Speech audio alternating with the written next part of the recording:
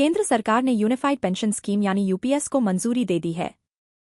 UPS को 1 अप्रैल 2025 से लागू कर दिया जाएगा।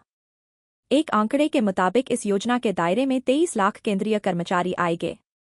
इस योजना के तहत अगर कोई कर्मचारी कम से कम 25 साल की नौकरी पूरी करता है तो उसे रिटायरमेंट से पहले के 12 महीनों के औसत मूल वेतन का 50% पेंशन के रूप में दिया जाएगा।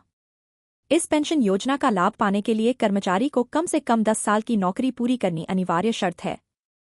10 साल की नौकरी के बाद अगर कोई नौकरी छोड़ता है तो उसे कम से कम 10,000 रुपये पेंशन के तौर पर मिलेंगे। कर्मचारी की असमय मौत होने पर उसकी पेंशन की 60% राशि उसके परिवार को मिलेगी। वहीं केंद्र सरकार ने साफ किया है कि राज्य सरकार भी इस स्कीम को अपने राज्य में लागू करने के लिए स्वतंत्र है। अभी न्यू पेंशन सिस्टम यानी एनपीएस में कर्मचारी को अपनी बेसिक सैलरी का 10% हिस्सा कंट्रीब्यूट करना होता है। इसमें सरकार का कंट्रीब्यूशन 14% होता है। लेकिन यूनिफाइड पेंशन स्कीम में सरकार अपनी तरफ से कर्मचारी की बेसिक सैलरी पर 18.5% हिस्सा कंट्रीब्यूट करेगी। ऐसे में सरकार का कंट्रीब्यूशन 4.5% बढ़ जाएगा।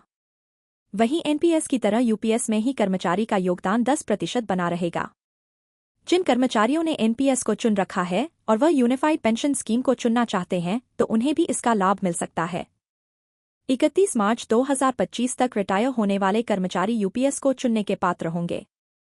वहीं यूअप्स का फायदा वह भी ले सकेंगे जो 2004 के बाद एनपीएस के तहत रिटायर हुए हैं। सरकार उन्हें ब्याज सहित ऋण देगी। यूनिफाइड पेंशन स्कीम में महंगाई इंडेक्स सेशन को शामिल किया जाएगा। आखिर सरकार को यूनिफाइड पेंशन स्कीम क्यों लाना पड़ा, यह भी बड़ा सवाल है। दरअसल एनपीएस शेयर मार्केट पर आधारित योजना है। ऐसे में से पूरी तरह से सुरक्षित नहीं माना जाता है। वही पेंशन के लिए एनपीएस का 40% पर निवेश करना जरूरी होता है। इसके अलावा एनपीएस में 6 माह बाद मिलने वाले दा का प्रावधान नहीं है। जब यूपीएस मार्केट आधारित नहीं होता, इस स्कीम में निश्चित और न्यूनतम पेंशन की गारंटी होगी।